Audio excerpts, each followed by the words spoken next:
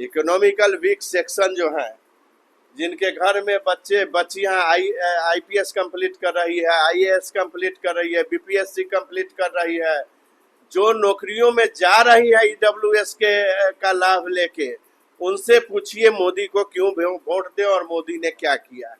ठीक उसी प्रकार मोदी की योजनाएं हर घर में पहुंची है। क्या हिंदू क्या मुसलमान, मुसलमानों के यहाँ तो संख्या अधिक है, एक एक घर में हम देखते हैं कि 18-18 लोग हैं, लेकिन तो जो गरीब है उसके घर में हर महीने अनाज पहुंच रहा है, उसको काम मिल रहा है, उसको आयुष्मान का लाभ मिल रहा है। अब उसको डर नहीं है कि हम बीमार पड़ेंगे तो मर जाएंगे पैसा के बिना, उसके पास आयुष्मान का कार्ड। लगातार घूम रहे थे और लोगों का जो रुझान देखा, 80% लोगों ने, जिन लोगों ने मोदी की योजनाओं से लाभ लिया है, मोदी मोदी करके वोट दिया। 80% वोट दिया इन 5 बूथों पर। आप काउंटिंग होगा, रिजल्ट देख लीजिएगा।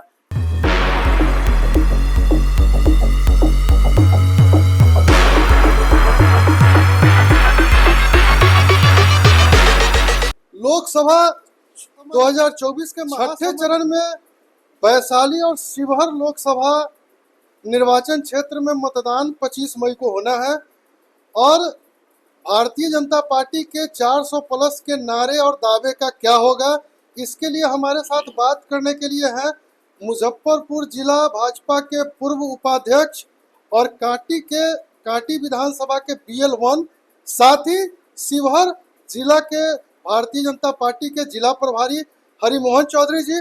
स्वागत है आपका इस कार्यक्रम में। बहुत बहुत धन्यवाद, आपका भी स्वागत। सवाल यह है कि क्या भारतीय जनता पार्टी 400 प्लस का जो नारा दे रही है वो नारा पूरा हो पाएगा? बिल्कुल पूरा होगा और 100% पूरा होगा। क्या समीकरण है, कैसे आप पूरा कर पाएंगे? देखिए, 2014 में आदरणीय प्रधानमंत्री नरेंद्र भाई मोदी पर पूरे भारत के जनता ने विश्वास किया। तब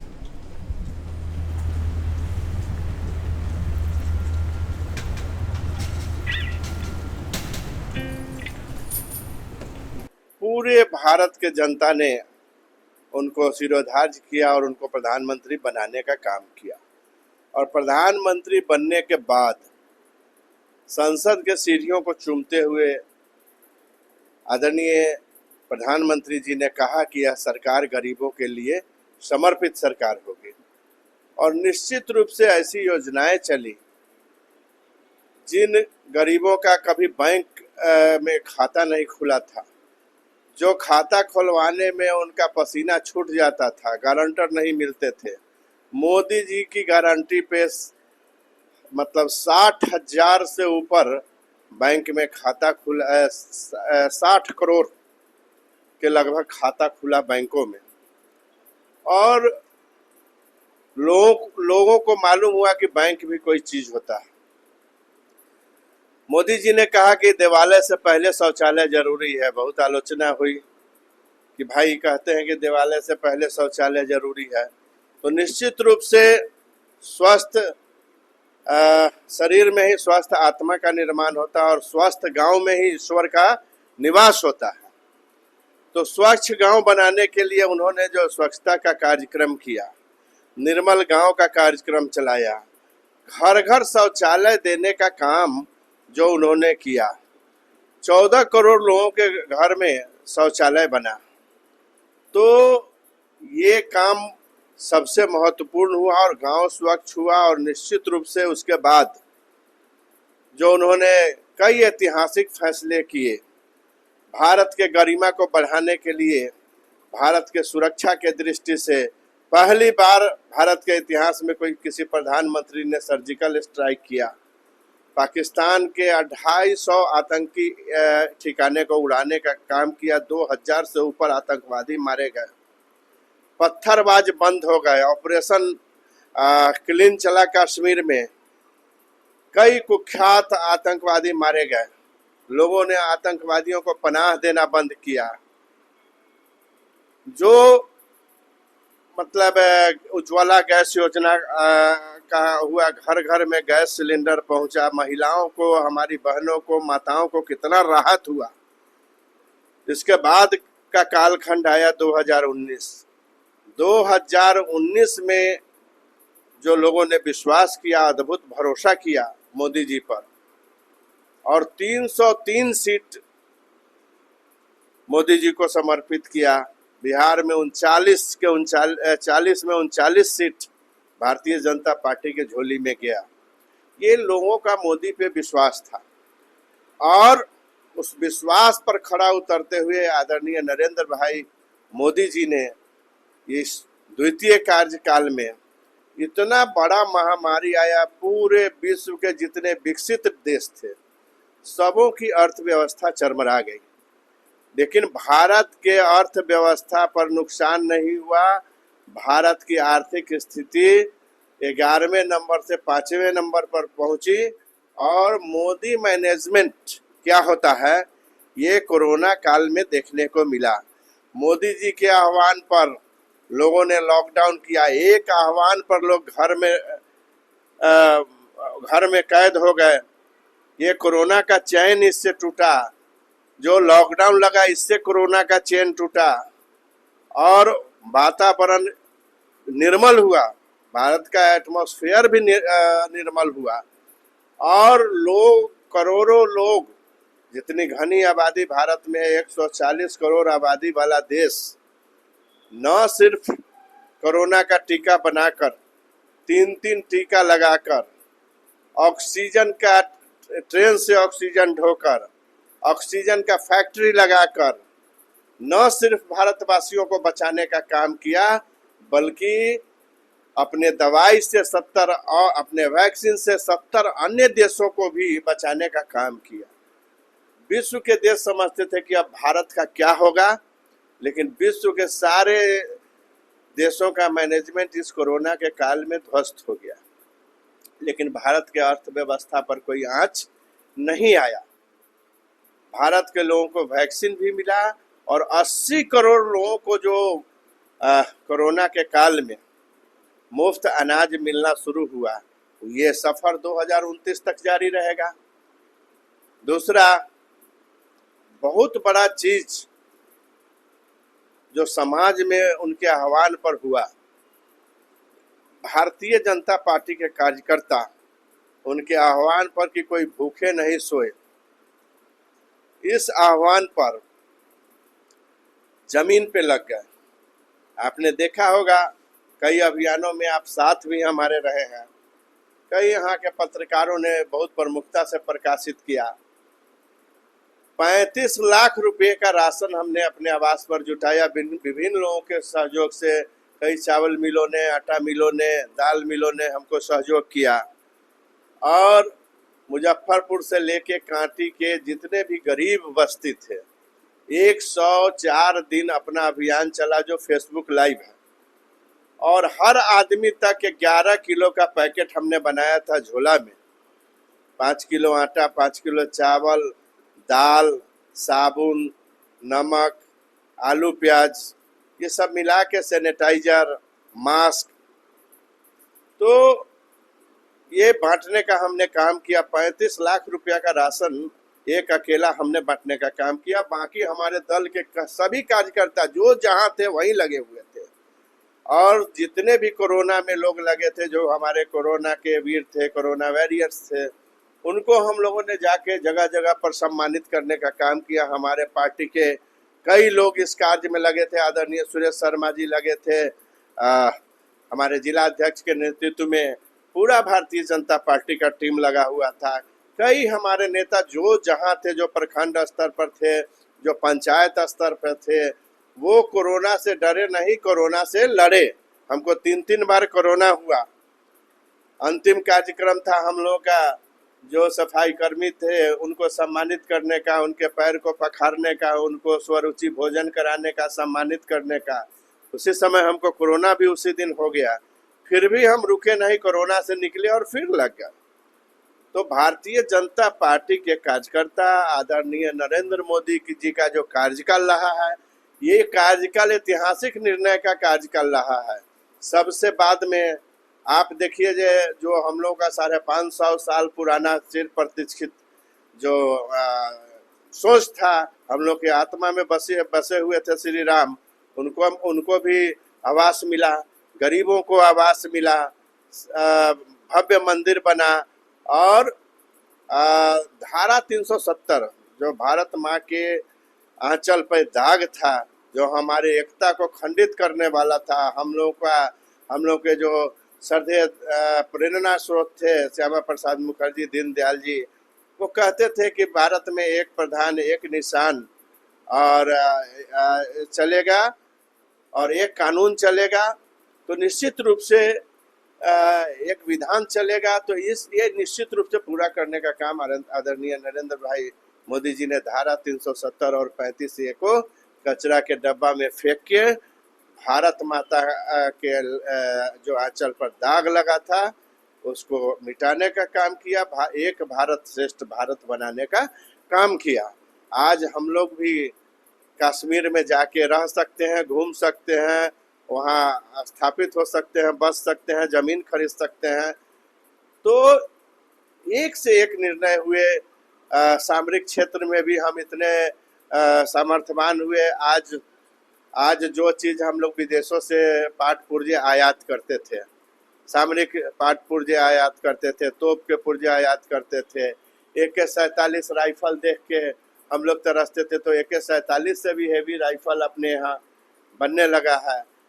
सेना मजबूत हुआ, सेना को ठीक से वस्त्र नहीं था, सेना के लिए बुलेट प्रूफ वस्त्र प्रदान किया। विपक्ष का A to Z का जो फॉर्मूला है, जातीय साधने का फॉर्मूला है और जाति आधारित जनगणना कराने का जो फॉर्मूला बताया जा रहा है, बेरोजगारी का जो मुद्दा डाला जा रहा है, इन मुद्दों को, इन समीकरणों में आप 400 का लक्ष्य कैसे साधेंगे?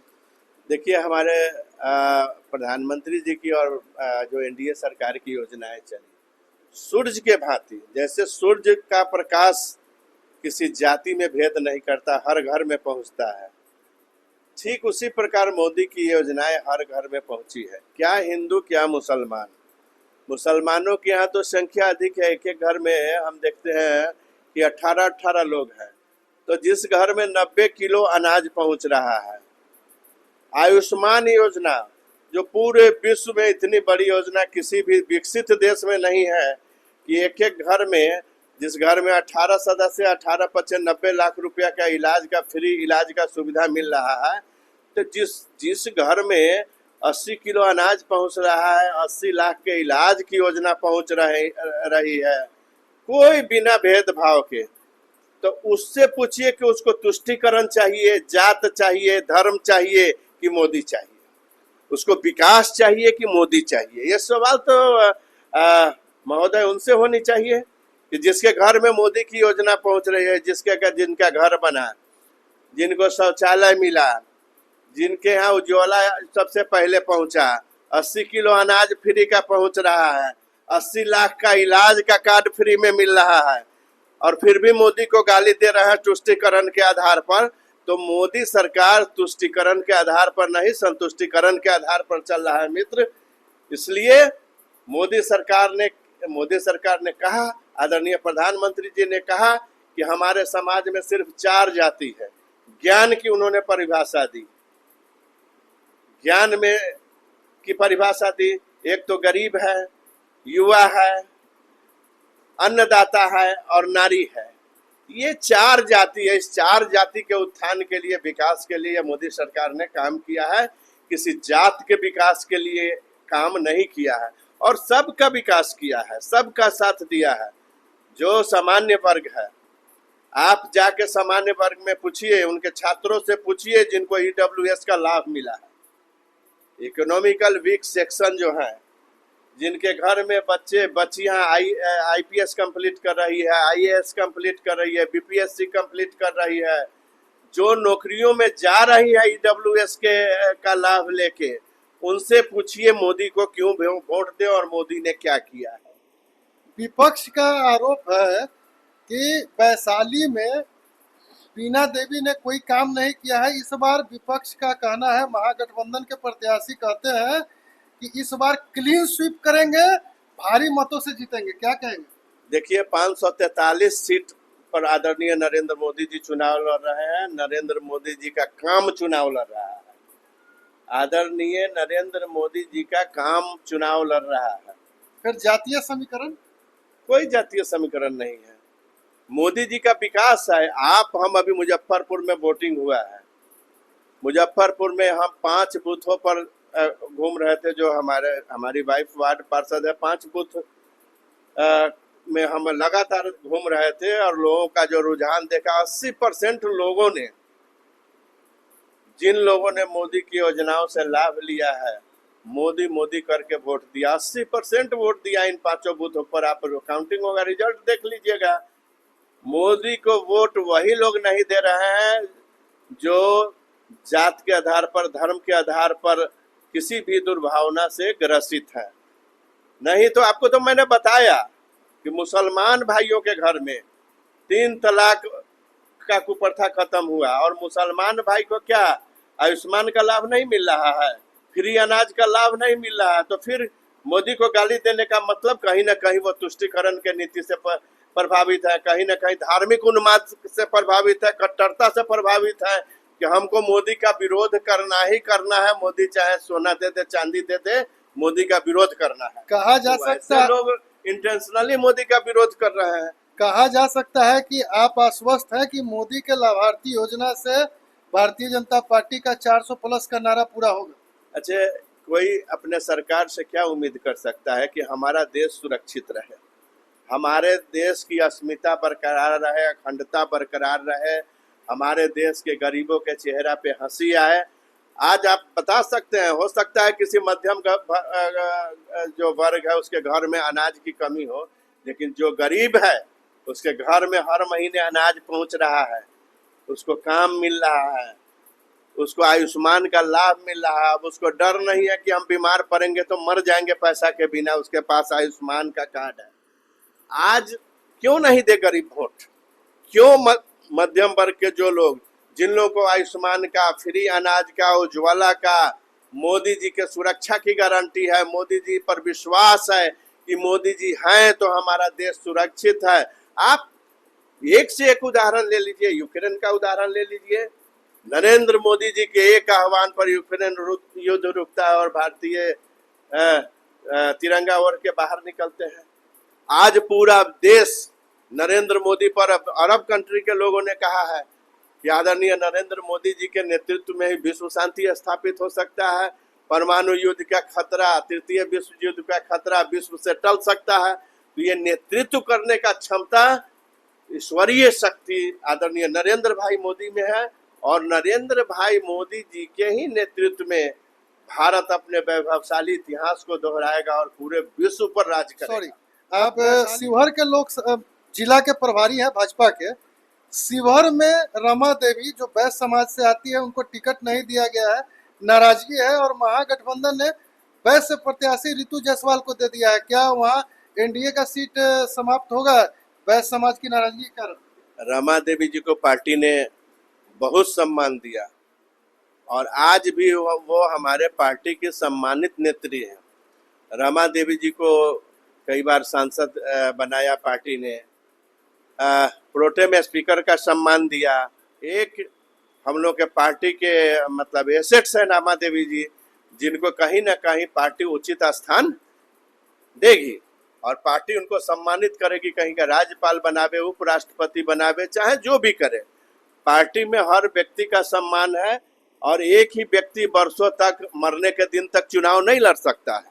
इसलिए ये कौन लड़ रहा है, कौन उम्मीदवार है, पार्टी का इससे कोई मतलब जनता को नहीं है। जनता सिर्फ नरेंद्र मोदी को देख रही है, उम्मीदवार कौन है कोई मतलब नहीं है जनता को। आप वेव देख लीजिए, जनता में अंदर करंट है नरेंद्र मोदी के लिए। 543 सीट पर भाई नरेंद्र मोदी जी चुनाव लड़ रहे हैं, इसीलिए किसी उम्मीदवार का, किसी जात का, किसी पात का चर्चा ही बेकार है, बेमानी है।